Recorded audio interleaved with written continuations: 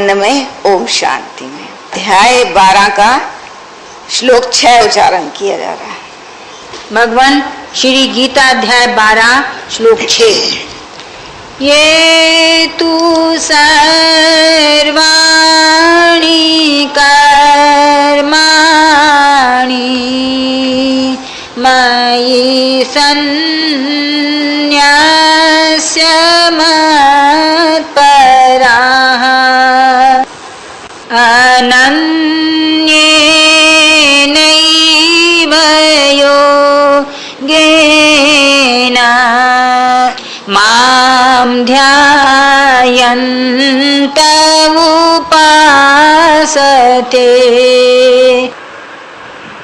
भगवान इस श्लोक का सार विषय है ओम आनंदमय भगवान के सगुण रूप की उपासना का कथन।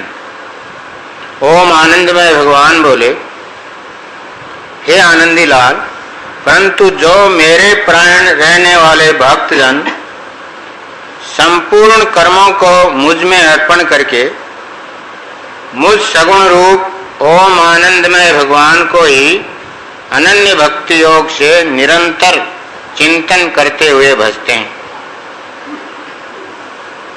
पुनः उच्चारण करने की पूजा की जा रही है।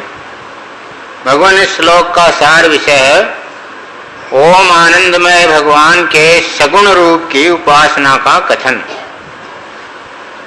ओम आनंदमय भगवान बोले, हे आनंदी लाल, परंतु जो मेरे प्राण रहने वाले भक्तजन संपूर्ण कर्मों को मुझ में अर्पण करके मुझ सगुण रूप ओम आनंदमय भगवान को ही अनन्य भक्ति योग से निरंतर चिंतन करते हुए भजते हैं। ओम आनंदमय ओम शांति में। भगवान इस श्लोक का सार विषय है कि भगवान के सगुण रूप की उपासना का कथन। सर्व समर्थवान है, असंभव को संभव करने वाले हैं, जिन्होंने इस ब्रह्म सृष्टि की रचना की है, इसकी उत्पत्ति की है, इसका पालन करते हैं, संहार करते हैं और इसमें उत्पन्न भूत प्राणियों के कर्मों का दंड भुगताते हैं, उन्हें पुरस्कार देते हैं।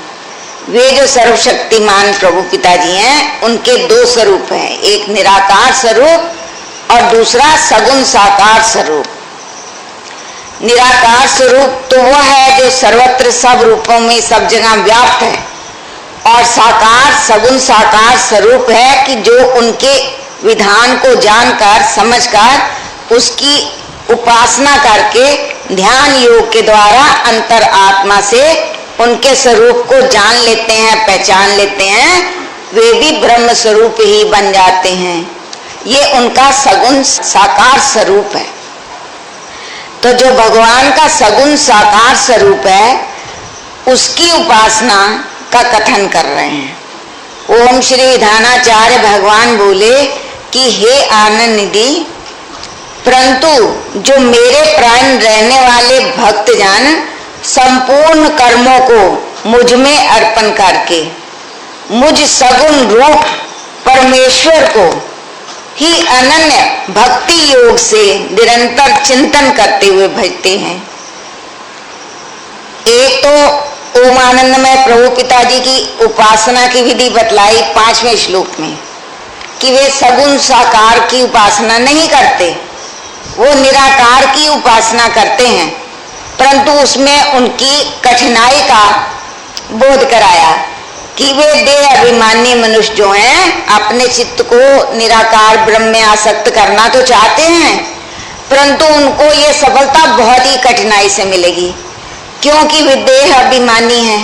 जब तक देह में अभिमान रहता है तब तक उनका जो है मन एकाग्र नहीं हो पाता, बुद्धि स्थिर नहीं होती, सूक्ष्म नहीं होती और अंतर आत्मा से उन्हें ओम आनंदमय ब्रह्म के स्वरूप का ज्ञान प्राप्त नहीं होता। वे अपने प्रयत्न से ऐसा करना चाहते हैं, परंतु सफलता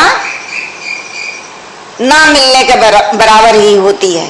और इसकी अपेक्षा जो अपने मन को विनयशील बनाते हैं और सगुण साकार रूप की उपासना करते हैं, वे मेरे परायण रहने वाले भक्तजन क्या करते हैं कि अपने आप को ओम आनंदमय भगवान के परायण कर देते हैं। जो ब्रह्मवेता तत्ववेता महापुरुष हैं, उनका संबंध जो निराकार ब्रह्म से हो चुका होता है, इसलिए वे उनको ही परब्रह्म परमात्मा समझते हैं और उनके परायण हो जाते हैं। कैसे कि जैसे अपनी शक्ति को समझकर मनुष्य ये सोचता है कि मैं गंगा के पार अपनी शक्ति से तो जा नहीं सकता, तो उसकी खोज करता है कि ये नाव किसकी है, इसको चलाने वाला कौन है। वे उसके पास पहुंचता है, विनय भावपूर्वक प्रार्थना करता है कि मुझे गंगा के पार जाना है, आप मुझे पार पहुंचा दो। तो वो क्या होता है कि जो मल्लाह है उसके परायण हो जाता है।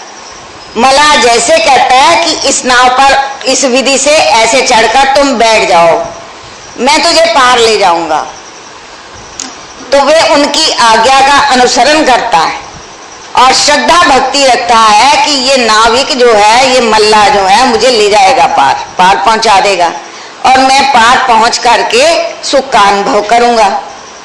तो वे उनका आज्ञाकारी बन जाता है। इसी प्रकार जो सगुण साकार की उपासना करने वाले हैं, वे अपनी शक्ति, अपना जो देह अभिमान है उसको त्याग देते हैं और वे ब्रह्मवेताओं की शरण ग्रहण कर लेते हैं कि हमें तो भव से पार हमारे जो ब्रह्मवेता तत्ववेता महापुरुष हैं वही करेंगे, हमें तो पार, हमारी तो शक्ति है नहीं। तो कैसे पार करेंगे कि वे उनके आज्ञाकारी बन जाते हैं। वे जो कुछ भी कहते हैं वे उसकी उपासना करते हैं। वैसे ही अपने शारीरिक कर्म करेंगे, उनकी आज्ञा अनुसार आर्थिक आय व्यय के साधन करेंगे, उनकी आज्ञा अनुसार ही सामाजिक कर्म करेंगे। ऐसे ही मानसिक, बौद्धिक, आध्यात्मिक सारे कर्म उनके आदेशानुसार करेंगे। तो क्या होगा कि मेरे प्राण रहने वाले भक्तजन संपूर्ण कर्मों को मुझ में अर्पण करके, वो ब्रह्मवेताओं की आज्ञा अनुसार ही सारे कर्म करके मुझ सगुण रूप परमेश्वर को, जो ब्रह्मवेता तत्ववेता महापुरुष हैं, जो ध्यान समाधि के आचार्य हैं, जिन्होंने परम सिद्धि प्राप्त कर ली है, वो भगवान के सगुण साकार स्वरूप हैं, परमेश्वर हैं वो, तो उनको अनन्य भक्ति योग से निरंतर चिंतन करते हैं। ऐसा अनन्य भक्ति से निरंतर उनका चिंतन करते हुए भजते हैं।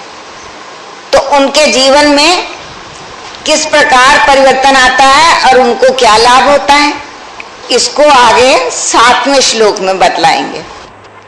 ओम आनंदमय, ओम शांति में। बोलो श्री आनंदमय भगवान की जय। ओम श्री महापुरुष देव भगवान की जय। ओम श्री गुरुदेव भगवान की जय।